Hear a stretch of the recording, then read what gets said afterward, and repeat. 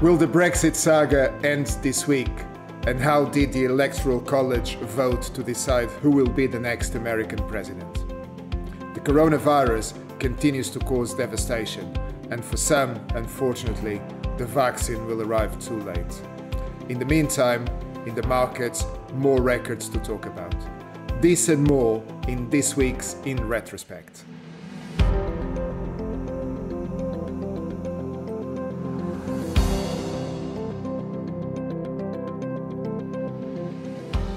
Despite rising hopes of a return to normality in 2021, following the recent vaccine successes, the coronavirus continues to wreak havoc across America and Europe.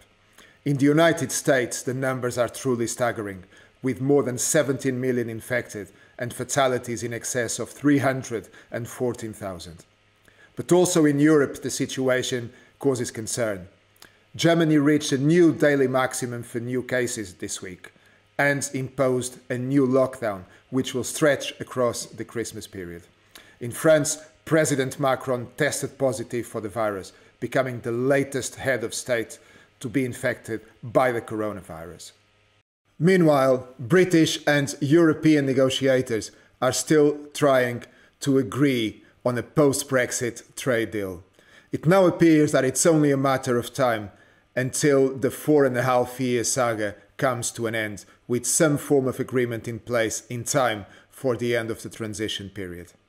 Nevertheless, the agreement will fall short of the expectations of many businesses and citizens. Life will be harder, there will be more paperwork and less freedom to circulate.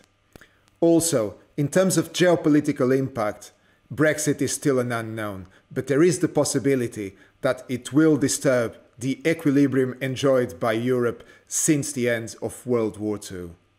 On Tuesday, Joe Biden was declared by the Electoral College as the winner of last month's presidential election in the United States. The Democrat received 306 votes against Donald Trump's 232. This process normally goes unnoticed. However, this year, because of Donald Trump's constant claims of wrongdoing during the election, the entire world was paying attention. It now appears to be impossible for the result to be reversed, and Joe Biden will be sworn in on the 20th of January as the 46th United States president. In the markets, there is a new all-time record for the Nasdaq index. Despite the raging pandemic and the health and economic damage it is causing, investors remain optimistic.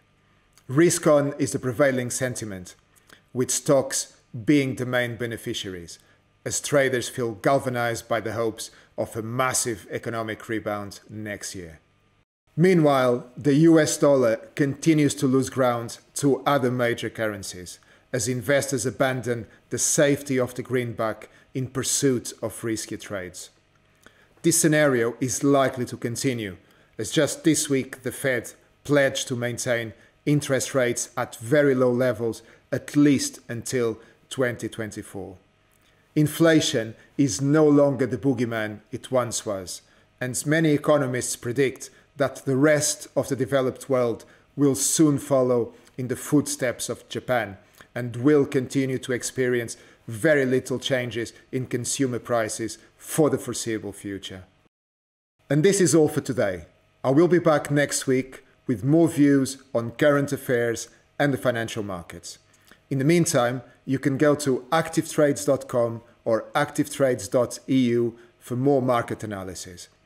If you enjoyed the video, please subscribe to our channel and don't forget to click the like button. Thank you very much for watching.